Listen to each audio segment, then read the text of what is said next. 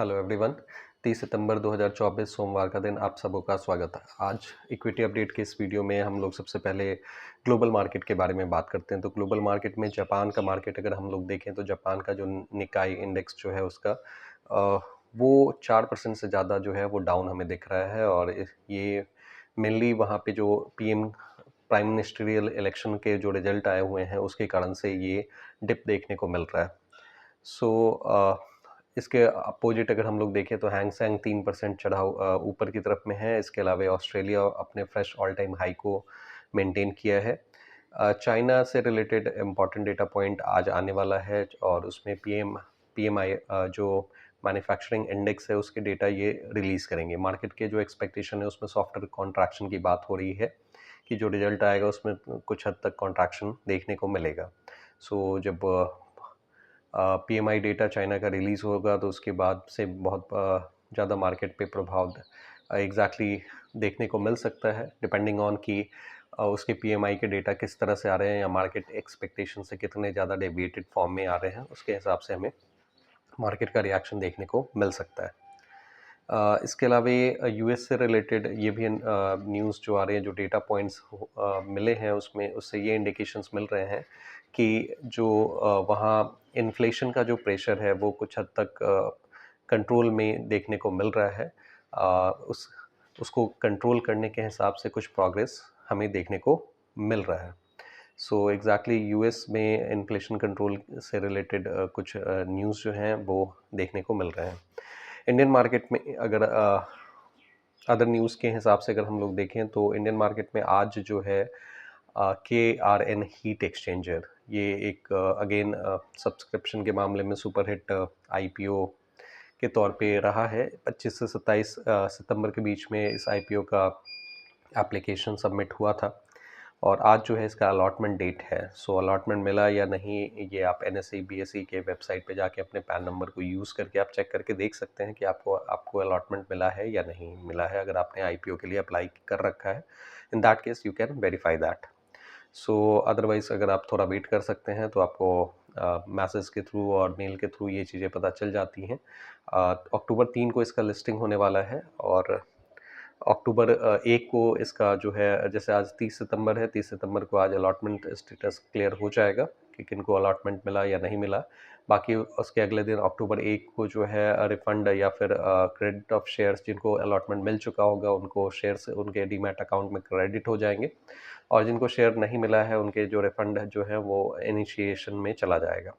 इसके अलावा अक्टूबर 3 को इसकी लिस्टिंग होगी और सबसे इंटरेस्टिंग बात ये है कि इसका जो कट ऑफ प्राइस जैसे था वो 220 रुपये का था और इस पे जीएमपी जो एक्सपेक्ट किया जा रहा है वो 275 रुपये के आसपास में जीएमपी एक्सपेक्ट किया जा रहा है, यानी 125% का प्रीमियम एक्सपेक्ट किया जा रहा है। तो आप ये समझें कि अक्टूबर 3 को ये एक्सपेक्ट किया जा रहा है कि इस स्टॉक का प्राइस जो है या इसके जो अलॉटमेंट जिनको मिले होंगे उनका जो कैपिटल है वो सीधे 2 गुना हो जाएगा।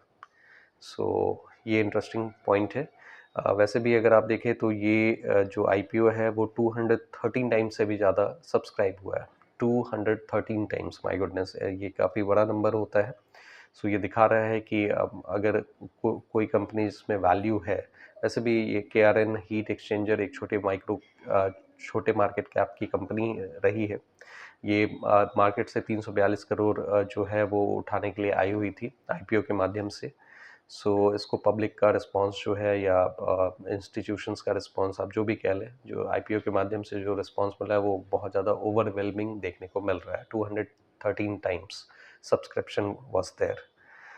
इसके अलावा आज एग्जैक्टली आज तो नहीं, अक्टूबर 1 से कुछ की चेंजेस आपको देखने को मिल जाएंगे। जो बजट अनाउंसमेंट थे एसटीटी हाइक के, सिक्योरिटी ट्रांजैक्शन टैक्स, जो एफएनओ स्पेशली जो कर रहे होते हैं उनको ये इम्पैक्ट देखने को मिल जाएगा। सिक्योरिटी ट्रांजैक्शन टैक्स जो है वो अक्टूबर 1 से एप्लीकेबल हो जाएगा। ये चार्जेस, जो बढ़े हुए चार्जेस हैं वो अक्टूबर 1 से एप्लीकेबल हो जाएंगे। बजट अनाउंसमेंट जो थे उसमें ये बोला गया था कि जो सिक्योरिटी ट्रांजैक्शन टैक्स हैं, जैसे सेल ऑन ऑप्शंस की अगर आप बात करें तो आज के डेट में जो एग्जिस्टिंग एसटीटी चार्ज लगता है वो 0.062 5% लगता है। ये बहुत कम वैसे देखने को मिल रहा है, लेकिन जो फ्रीक्वेंटली बाइंग सेलिंग करते हैं उनके लिए ये स्मॉल परसेंटेज ऑफ चार्ज भी, जब आप ईयर एंड के हिसाब से देखते हो या मंथ एंड के हिसाब से देखते हो, तो ये एक बड़ा अमाउंट आपको दिखता है। तो एसटीटी आज के डेट में जो एप्लीकेबल है वो 0.0625% है। इसको बढ़ा के 0.1% कर दिया गया है। तो कन्फ्यूजन ही ख़त्म है। आपको 0.0625% एक तरह से याद नहीं रखना है, आपको 0.1% याद रखना है। तो खैर, ये याद रखने की सुविधा के लिए टैक्स नहीं बढ़ाया गया, बस सिंपली टैक्स बढ़ाया गया है। और ये इसका इम्प्लीकेशन जो ऑप्शन या एफ.एन.ओ कैटेगरी के जो लोग डील करते हैं उनको देखने को डायरेक्टली मिल जाएगा। इसके अलावा इस फ्यूचर के सेलिंग पे अगर आप देखें तो जो आज के डेट में सिक्योरिटी ट्रांजैक्शन टैक्स लगता है वो 0.0125% लगता है। अब ये बढ़ के 0.02% हो जाएगा। सो अगर आप देखें तो अराउंड कह सकते हैं कि मोर देन 60-70% का हाइक ये है टैक्सेशन के पॉइंट ऑफ व्यू से। बाकी चीज़ें ठीक हैं, एग्जैक्टली ठीक तो नहीं कहेंगे, इनसे बहुत सारे लोग जो हैं वो इम्पैक्टेड होंगे, स्पेशली जो एफ.एन.ओ कैटेगरी में जो लोग डील करते हैं उन पे ये इम्पैक्ट देखने को मिलेगा। आज के जो इंडिकेशंस आ रहे हैं, जो गिफ्ट निफ्टी के जो इंडिकेशंस हैं, मार्केट गैप डाउन ओपनिंग के इंडिकेशंस मिल रहे हैं। Around 40-50 points gap down opening हो सकती है। डाउ जोन्स फ्यूचर भी जो है थोड़ा स्लाइटली नेगेटिव देखने को मिल रहा है।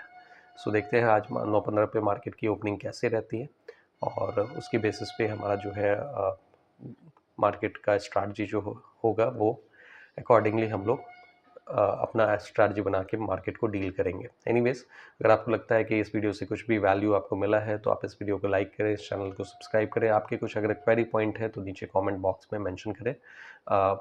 हम लोग चाहेंगे कि वहाँ पे जो भी आपके क्वेरीज होंगे उनका डिटेल्ड एनालिसिस हम लोग यहाँ पे दे पाएँ।